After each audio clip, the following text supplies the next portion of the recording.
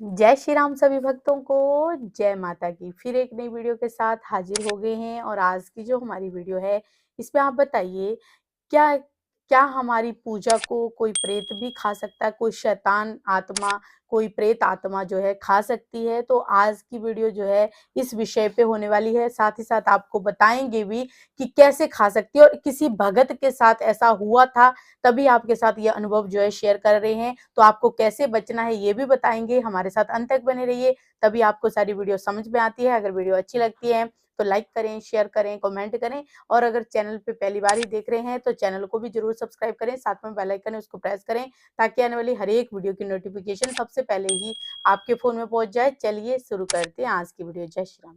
जय श्री राम, जय श्री बालाजी महाराज बाबा की असीम कृपा सदैव आपके परिवार पर बनी रहे और मेरी माई जगत जननी माँ भवानी अम्ब की कृपा आपके घर में सदैव ही अन्नपूर्ण रूप में वास करे। जय माता की। इसमें बहुत सच्चाई है कि क्या हमारी पूजा को शैतान या कोई ओपरी या कोई प्रेत बाधा या कोई ब्रह्म राक्षस क्या हमारी पूजा को खा सकते हैं। तो मैं आज आपको पूरी डिटेल से ये समझाऊंगा कि किस प्रकार से खा सकते हैं अगर आप भी कर रहे हो इस प्रकार की पूजा। पहली बात तो ये होता है कि जब हम पूजा करते हैं पूर्ण रूप से हमारा भाव होता है भगवान के प्रति। लेकिन अगर आप घर में पूजा कर रहे हो और घर के आप पूजा कर रहे हो, घर के और लोग घर में पूजा नहीं कर रहे हैं, आप पूर्ण रूप से पूजा कर रहे हो। घर में जैसे कि कोई लेडीज पूजा कर रही है तो उसके घर में उसका पति दारू का सेवन करता है, मीट का सेवन कर रहा है, तो ऐसी पूजा को शैतान जो है वो खाते हैं, क्योंकि उस पूजा से आपके घर में बहुत ज्यादा तकलीफ हो जाती है। अब आप कहोगे कि हम तो भगवान की पूजा कर रहे हैं, फिर भी हमारी पूजा को कैसे खा सकते हैं शैतान। तो मैं आपको एक बात बताता हूं, एक भक्त के साथ ही ऐसा हुआ है। उसने क्या हुआ था कि वो मेहंदीपुर बालाजी की, हनुमान जी महाराज की स्वरूप लेके आए मेहंदीपुर बालाजी से। तो उनके घर के अंदर जो था कम से कम ब्रह्म राक्षस था। तो उन्होंने क्या करा, घर में लाकर उस स्वरूप को रखा और उस स्वरूप की वो पूजा करने लगे। स्वरूप की पूजा करने लगे, साथ में वो ब्रह्म राक्षस जो था उस मूर्ति के जो पूजा वो पूजा करते थे तो मूर्ति के अंदर वो ब्रह्म राक्षस जो था समा गया। अब क्या हुआ कि वो जब मान लो पूजा करता और भी ज्यादा क्रोध करता, इतना क्रोध करता, यही दिखाना चाहता कि मैं ही हनुमान जी हूं। अपनी पत्नी के साथ अत्याचार करने लग गया, बहुत ज्यादा उसको टॉर्चर करने लग गया, बहुत ज्यादा उसको तंग करने लग गया घर के अंदर। तो और भोग विलास में विलीन हो गया। मान लो तेरे शरीर में अगर हनुमान जी की कृपा आती है, हनुमान जी की शक्ति आती है, तो तुम इस चीज से तो अपने अंदर कंट्रोल होना बहुत ज्यादा उचित माना जाता है। और तुम इस चीज के बहुत ही ज्यादा आदी हो गए हो, बहुत ही ज्यादा इसमें वो हो गए हो। और बल्कि अगर इस प्रकार की उसकी पत्नी प्रक्रिया नहीं करती तो उसके ऊपर हाथ उठाने की कोशिश करना, उसको डंडों से मारना, तो ये क्या है। और इस ऐसी नहीं, हर लेडीज के प्रति गलत दृष्टि होना, तो वो जो था उसके साथ ऐसी क्रिया जो थी घर में हो रही थी। किसी ना किसी माध्यम से उनकी मिसेज जो है हमारे यूट्यूब चैनल से हमारे से मिली। हमारे से मिलने के बाद उन्होंने हमसे कहा कि गुरुजी ऐसे ऐसे बात है कि मेरे पति के ऊपर इस प्रकार की प्रक्रिया है और ऐसा मुझे लगता है, मेरे को ये नहीं लगता कि उनके ऊपर हनुमान जी आते हैं। वो बोलते हैं कि मैं ही हनुमान जी हूं और मेरे शरीर में हनुमान जी की शक्ति आती है। मैंने उस लड़की को बताया कि हनुमान जी की शक्ति ब्रह्मांड की शक्ति है। वो तुच्छ मल मूत्र के शरीर में क्या करेगी, वो तो आप सोच के देखो कि क्या हनुमान जी की कृपा होती है। समझ गए कि उनकी कृपा से ही सब काम होता है। हनुमान जी के हुंकार मारने से सब काम हो जाता है। तो आप उसको, मैंने इस बात से समझाया तो मैंने उसको 2-3 कार्रवाई उसको बताई। मैं कहा ऐसे ऐसे प्रक्रिया अगर ये कर रहा है तो ये शैतान है, कोई राक्षस है जो आपके घर के अंदर वास कर रहा है। तो उन्होंने कहा कि हनुमान जी की पूजा करते हैं, और हनुमान जी की पूजा करते हैं और पूरी तरह से खेलते हैं मूर्ति के सामने, और पूरी तरह से मान लो जोर जोर से चिल्लाते हैं मूर्ति के आगे, और अपने मान लो अब और ऐसा ब्रह्मचारी का ऐसा प्रेज करके चलते हैं और खुद भोग विलासिक है। तो ऐसा क्यों, ऐसा कैसे हो सकता है। मान लो एक हनुमान जी का भक्त इतना अत्याचारी किस प्रकार से हो सकता है। गुरुजी मुझे इस बात का बताइए। मैंने कहा कि पहले तो उस मूर्ति की फोटो भेजिए, फिर उस प्रकार से आपके पति की फोटो भेजिए।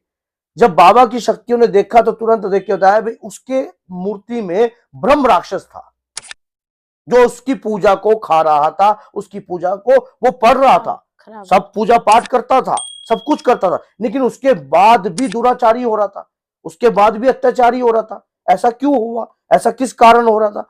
तो क्या होता है कि कई बार जो हम जैसे किसी कोई मूर्ति होती है तो हम मूर्ति घर में रखते हैं, उसकी पूजा आराधना करते हैं, लेकिन गलत शक्तियां, गलत तरीके की प्रवृत्तियां अगर घर में हो रही हैं, अगर गलत तरीके का सिस्टम हो रहा है, और वो प्याज लहसुन का भी परहेज नहीं करता था, मानो प्याज लहसुन बल्कि दूना, बल्कि प्याज का गट्टा खुद कच्चा खाता था और कहता था कि हनुमान जी ने ये खाने से मेरी शक्तियां बढ़ती हैं। मतलब हनुमान जी की किसी के शरीर में जब हनुमान जी की कृपा आती है तो वो तामसिक प्रवृत्तियों से बिल्कुल ही दूर हो जाता है और वैष्णवी हो जाता है।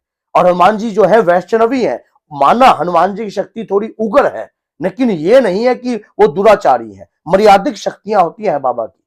अब ये इस प्रकार की प्रक्रिया उसके साथ हो रही थी और मूर्ति के आगे पूजा कर, ढोंग करना, वो करना, जितनी पूजा कर रहे थे उससे ज्यादा वो दुखी हो रहे थे। तो उनकी मूर्ति के अंदर कोई देविक देवता नहीं था, शैतानिक शक्ति थी और शैतानिक शक्ति से ही सारा जो है घर का नाश हो रहा था।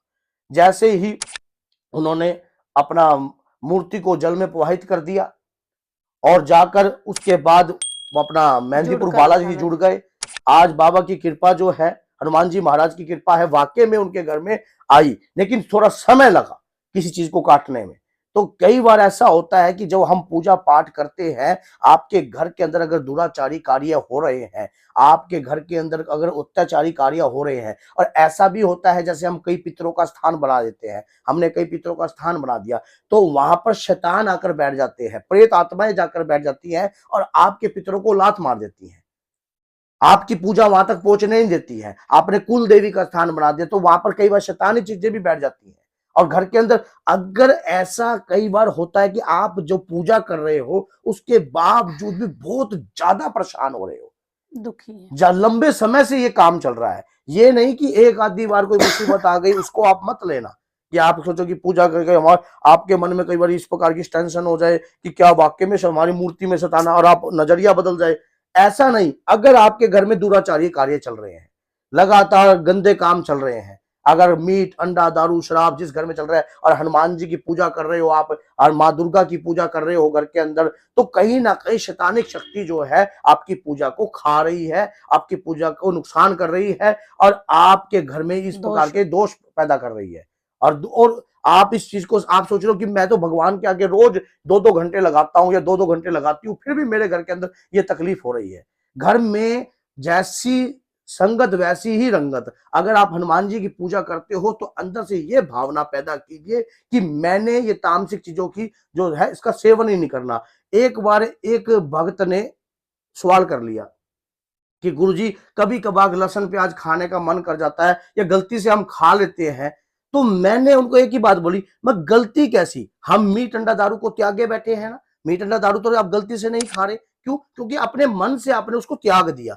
अब लहसुन प्याज को अपने मन से आपने त्यागा नहीं है, अगर त्याग देते तो आपके मन में आता ही ना, आपके मन में क्वेश्चन ही ना। गलती जब होती है जब हम मान लो हम किसी चीज को त्यागते नहीं है, अगर हमने त्याग ही दिया तो हमारे शरीर के अंदर वो अंदर मन में चलती है कि हम इस चीज का सेवन कर सकते हैं, इससे कोई नुकसान होगा नहीं, क्योंकि हम मीट अंडा दारू है, मीट हम नहीं खाएंगे किसी का, तो हमने मीट अंडा दारू को ही त्याग दिया, तो लहसुन प्याज कोई बड़ी चीज नहीं है।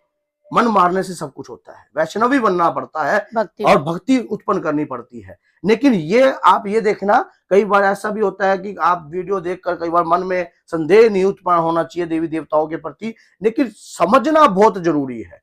ये वीडियो एक समझ के ऊपर मैंने आपको बताई है कि समझ होनी बहुत जरूरी है कि कहीं आपके घर में इस प्रकार की प्रवृत्ति चल रही है, आप हनुमान जी की पूजा करते हो, माँ दुर्गा की पूजा करते हो, अगर घर के अंदर अगर आप तामसिक चीजों का कार्य कर रहे हो तो आपके घर में कोई छुपा हुआ शैतान है जो इस प्रकार की चीजों का और इस प्रकार की चीजों का सेवन कर रहे हैं। तो बोलिए जय सीताराम, जय श्री बालाजी।